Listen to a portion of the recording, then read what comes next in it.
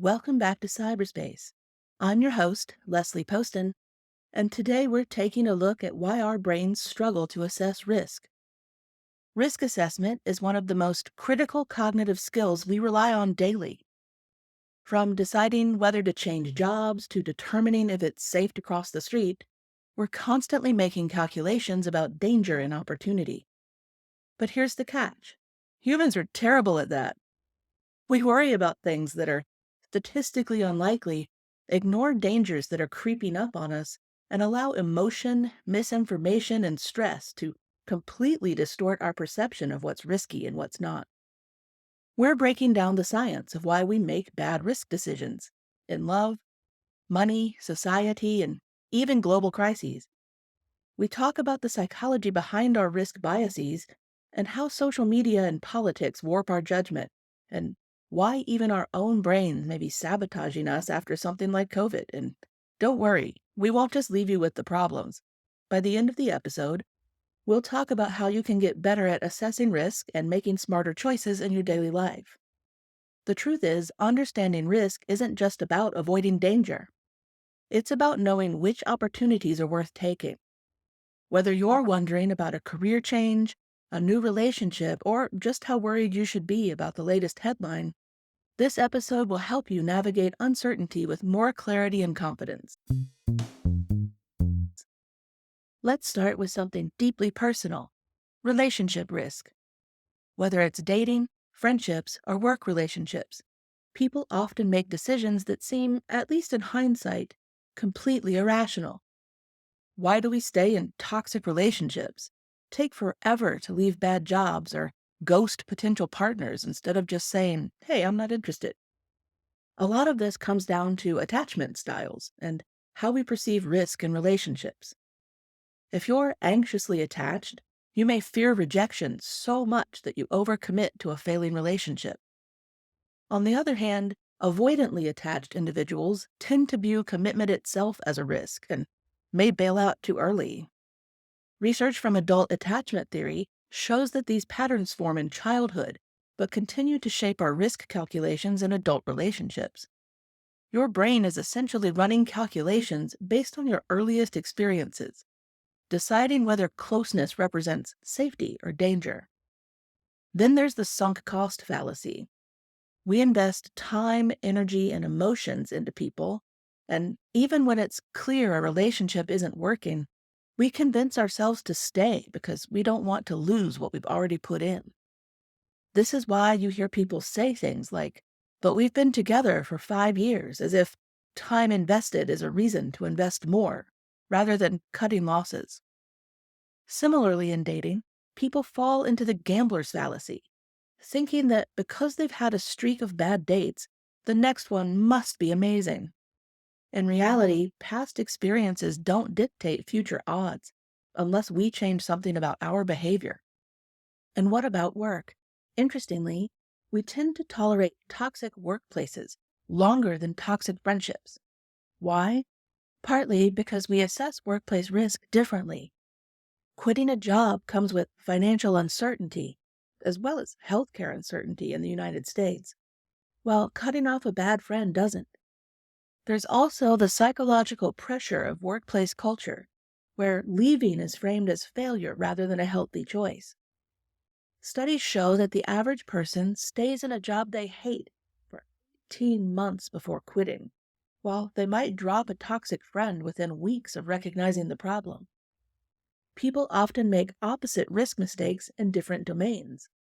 The same person might stay in a terrible relationship for years, but quit a good job over a minor frustration. Or they might ghost a promising dating prospect because of tiny red flags while putting up with genuinely abusive behavior from family members or bosses. These contradictions show that risk assessment isn't rational. It's deeply emotional and contextual.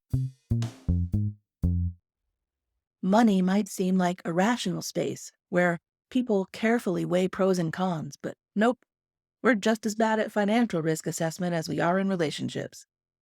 One of the biggest psychological factors at play is loss aversion. Research shows that people feel the pain of losing $10 far more intensely than the joy of gaining $10. This leads to overly cautious investment decisions, staying in bad financial situations, or refusing to take small calculated risks that could pay off in the long run. Behavioral economists have found that the emotional impact of a loss is twice as powerful as the positive impact of an equivalent gain, which helps explain why people hold on to losing stocks too long, hoping to avoid that painful loss while selling winners too early to lock in that small pleasure of a gain. Then there's present bias, where people prefer immediate rewards over long-term gains. This is why credit card debt is so common. Spending money today feels great, and the future consequences feel far away. Our brains are wired to prioritize immediate rewards over distant ones, a trait that served us well when survival meant focusing on immediate threats rather than long-term planning. The same happens in corporate decision-making, where CEOs sometimes take short-term risks for immediate stock gains, even if those decisions harm the company long-term. One study found that CEOs make significantly riskier decisions in the final year of their contract, essentially sacrificing the company's future stability for immediate performance metrics, a behavior that we can see replicated across the entire C-suite. And let's talk overconfidence bias, the belief that you're the exception to the rule. This is what drives people to gamble on risky stocks or crypto, thinking they can beat the market, when in reality, even most professionals struggle to outperform index funds. This overconfidence means people often take big swings in areas they don't understand, while being irrationally cautious in areas where modest, consistent investment would yield better results. Look at how many people pour money into speculative investments while failing to contribute to their retirement accounts, the exact opposite of smart risk management. Risk perception in business often rewards boldness while punishing measured caution. Consider how startup culture glorifies this move fast and break things mentality, even though research shows that more sustainable businesses typically take a balanced approach to risk. This creates particularly challenging dynamics for employees who often bear the consequences of leadership's risk-taking without sharing in the rewards. It's no coincidence that companies with the highest CEO-to-worker pay ratios also tend to have the most volatile business strategies. One of the strangest things about human psychology is how bad we are, not just at perceiving risk, but also at prioritizing risks. Why do we fear shark attacks more than heart disease? Why does terrorism feel scarier than climate change? The availability heuristic explains a lot of this. Our brains assess risk based on what comes to mind most easily, which means we overestimate the danger of highly publicized but rare events like plane crashes, while underestimating mundane but deadly risks like high blood pressure. After a plane crash makes headlines, ticket sales drop, even though driving to the airport is statistically far more dangerous than flying. Our brains aren't wired to think in probabilities, they're wired to think in stories, and vivid, dramatic stories stick with us, distorting our perception of what's likely to happen. We're also biased toward optimism and normalcy, believing bad things won't happen to us. It's why people put off buying insurance or assume they won't get scammed. Research shows that even when given exact probabilities of negative outcomes, people consistently believe their personal risk is lower than the average person's. This optimism bias can be healthy in moderation. It gives us the courage to take necessary risks, but it becomes dangerous when it leads to ignoring genuine threats.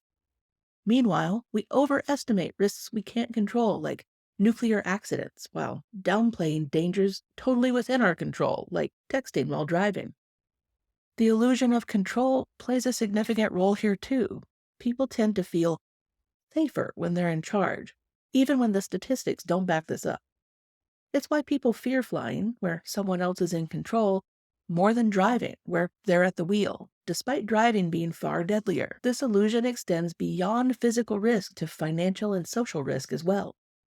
Investors often believe they can time the market better than professionals. Gamblers believe their personal rituals influence random outcomes, and social media users believe they can control their digital footprint, despite overwhelming evidence to the contrary. What makes risk assessment even more complicated is how our perception changes based on context. The same person who refuses to eat GMO foods because of perceived health risks might drive without a seatbelt or vape regularly. This compartmentalization shows that risk assessment isn't just about calculating probability, it's about how risk makes us feel, who we trust to give us information, and what behaviors are normalized in our social group. Media plays a huge role in warping our risk perception. The news thrives on fear, highlighting rare but shocking events like a mass shooting or AI job losses, while underreporting slower, more systemic issues like healthcare failures or climate change.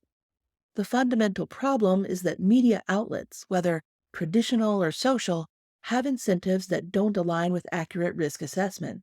Sensation sells. A single shark attack will dominate headlines for weeks, while the thousands of deaths from diabetes that occur during the same period go unmentioned. This creates a deeply distorted view of what's actually dangerous.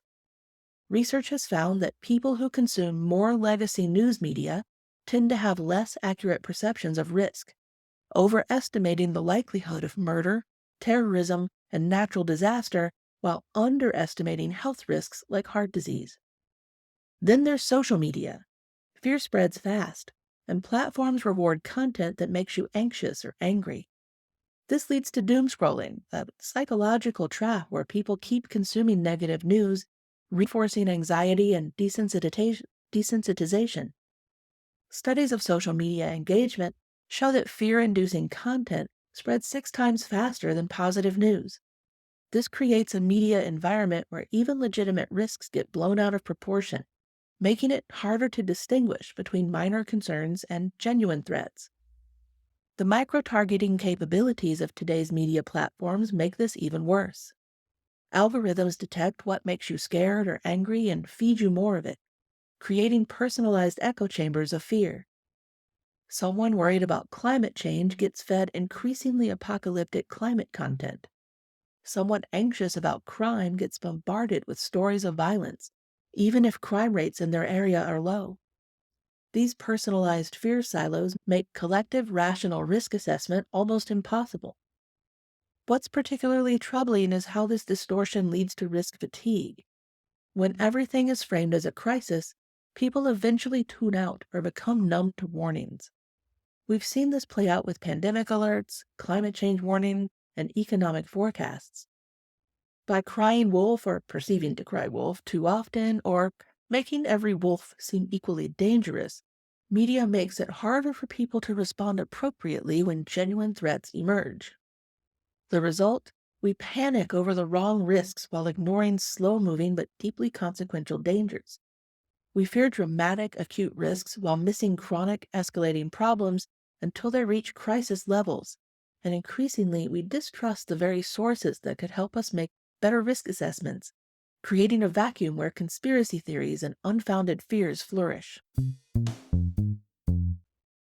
We're all a little tired of having to examine our reactions to COVID, but let's take 2 minutes or so to talk about the risk assessment aspect of this.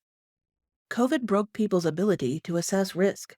And not just socially, it literally changed our brains in 2 ways: stress and infection. Research shows that COVID infections can cause gray matter loss in areas responsible for decision-making and empathy. Long COVID sufferers report increased impulsivity, brain fog, and poor judgment. The neurological impact is just beginning to be understood. Studies using MRI scans have found changes in the prefrontal cortex and the amygdala, the brain regions critical for risk assessment and emotional regulation, in people who had COVID, even mild cases. This isn't just about subjective symptoms. It's measurable brain changes that affect how people process threat and safety information.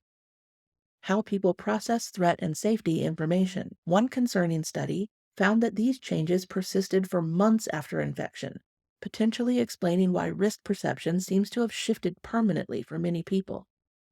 Beyond the neurological changes, there is also the stress of the unknown and the psychological whiplash of mixed messaging. People went from overreacting, sanitizing groceries, hoarding supplies, to underreacting, ignoring airborne transmission, taking off their masks too early, and dismissing long COVID risks. This inconsistency created a perfect storm for eroding trust in public health guidance and in scientific expertise more broadly. The chronic stress of the pandemic itself rewired our collective risk assessment. Prolonged uncertainty and threat lead to what psychologists call allostatic load. Essentially, your brain's threat detection system gets worn out from constant activation. The result? Some people become hypervigilant, seeing danger everywhere, while others swing to the opposite extreme, becoming numb to genuine risk. Neither response leads to accurate risk assessment. What's interesting is how the pandemic highlighted existing disparities in risk perception and management. Communities with high trust in institutions generally followed risk reduction measures more consistently. Those with historic reasons to distrust medical or government authorities often rejected guidance, sometimes to their detriment, but not without some understandable context. These patterns reveal that risk assessment isn't just individual psychology, it's shaped by collective psychology, collective experience, and social trust. The pandemic also accelerated a troubling pattern we've seen with other public health measures: the rejection of expert guidance, followed by gradual acceptance, followed by forgetting we ever resisted. Just as people initially rejected seatbelts, bicycle helmets, and smoking bans, only to later wonder why anyone would oppose such obvious safety measures, we may eventually look back at COVID precautions with similar retrospective clarity. The question is what damage will be done in the meantime and what the next rejected risk guidance will be. Speaking of cultural forces, let's talk about disruption as a brand and its impact on risk assessment. For that, we'll turn briefly to politics in the United States. Both Trump and Musk have built their images on chaotic decision-making, normalizing risk-taking behaviors that are obviously reckless in other contexts. For Musk, this means gambling on tech and finance experiments with other people's money, crypto, AI, Twitter, while for Trump it's about making political instability seem normal. The constant churn of scandal and controversy has made people numb to real threats, like the erosion of democracy or the spread of misinformation. Psychologists call this crisis fatigue. When the alarm bells ring constantly, people stop hearing them altogether. What's significant about these two figures is how they've utilized legacy media's tendency to amplify anger and anxiety, as well as tactics normally seen in religion or cults to gamify risk-taking. At this point, their supporters don't just tolerate chaos, they've begun to celebrate it as evidence of genius or authenticity. Every erratic tweet, every norm-breaking statement becomes, quote, proof of their willingness to disrupt the status quo. This mental reframing transforms what would rightly be seen as dangerous impulsivity into a supposed strategic advantage. The psychological impact of this risk normalization extends far beyond politics or tech. Research shows that people's risk tolerance in one domain often bleeds into others. When political and business leaders model reckless behavior without immediate consequences, it shifts everyone's baseline for what seems reasonable. Studies have found correlations between periods of political volatility and increased risk-taking in personal finance and health behaviors. We're also seeing this manifest in what some researchers are calling tech bro risk culture, an approach to risk that glorifies bold, reckless moves while dismissing careful planning as timid or boring. This mindset is particularly evident in financial behavior among younger people. The GameStop short squeeze, meme stock investing, and crypto gambling all reflect a growing comfort with extreme financial risk, often justified mentally as rebellion against an unfair system. What makes this concerning is the asymmetry of consequences. When Musk tweets something that tanks Tesla stock, or when Trump makes a statement that destabilizes the entire stock market or a political alliance, the most severe consequences rarely fall on them personally. Instead, regular people, investors, employees, and citizens, the entire brunt of their risk-taking. This disconnect between who takes risks and who suffers consequences creates deeply distorted risk incentives and risk assessments throughout society. So, how do we fix this? First, we need to train ourselves to think in probabilities, not emotions. Understanding base rates, using scenario planning, and asking who benefits from my fear can make us better decision makers. Probabilistic thinking doesn't come naturally to most people, but it can be learned. Start by looking for the base rate. That's the background probability of something happening, regardless of your specific situation. If you're worried about a rare disease, check how common it actually is before you get caught in a spiral of health anxiety. If you're concerned about a new technology, look at the track record of similar innovations or the track record of the inventors rather than fixating on worst case scenarios immediately.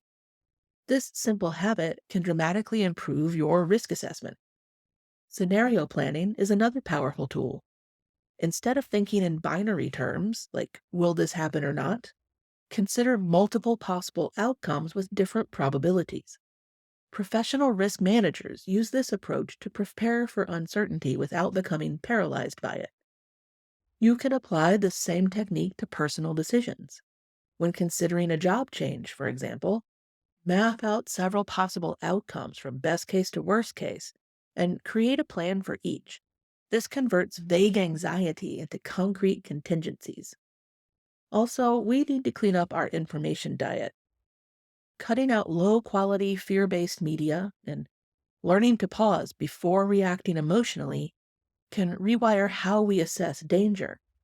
I did a TikTok recently, a link in the show notes, also talking about lateral thinking, which you might learn in school as lateral reading, but it applies to thinking as well, where when you ingest new information, immediately go look for other sources to corroborate it. This doesn't mean ignoring genuine risk, but rather being selective about our sources and aware of how information is framed to manipulate emotions and timed to manipulate emotions.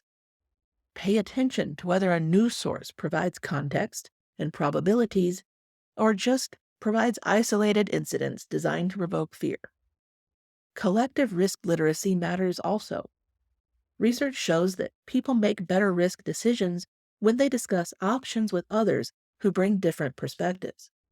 Create habits of checking your risk perceptions with trusted friends or colleagues who think differently than you do. Are you overlooking something or overreacting? The social aspect of risk assessment can provide valuable course corrections. Finally, cultivate genuine expertise in areas where you regularly need to assess risk. Whether it's health, finance, relationships, or technology, deepen your knowledge beyond headlines and clickbait. The more familiar you can be with a domain, the less susceptible you'll be to manipulation and fear-mongering. Team up with friends and colleagues so you can each get good at a domain and share your knowledge. True experts aren't those who claim certainty about everything, but those who understand the probabilities and complex factors that influence outcomes and who stay curious enough to find out the answers from multiple sources. Risk assessment is a skill, and one we can improve. The more we understand why we misjudge risk, the better we can navigate love, money, society, and global crises. What's powerful about better risk assessment is how it transforms decision-making across all domains of life, from healthier relationships to smarter financial choices, from more informed voting to more productive worry, like focusing on risks you can actually mitigate. Improving your risk literacy pays dividends everywhere. The good news is that while our brains come with built-in biases that distort risk perception, we also have the capacity to recognize and compensate for these biases. Every time you catch yourself overreacting to a sensationalized news story, or notice you're ignoring a significant but unsexy risk like retirement planning, you're building this mental muscle. In a world of increasing uncertainty, the ability to accurately assess risk isn't just a nice-to-have skill. It's becoming essential for our well-being. Whether it's navigating a pandemic, making sense of economic shifts, or simply deciding which relationships are worth investing in, risk literacy enables better choices in a complex world. So, what's the biggest risk you've ever misjudged? What might have happened if you'd had better tools for assessing that situation? Share your stories on our social media or the Patreon. I'd love to hear how this resonates with your experiences. And don't forget to subscribe so you don't miss a week. Thanks for tuning in to another episode of Cyberspace. I'm your host, Leslie Poston, signing off. Until next week, take smart risks and stay curious.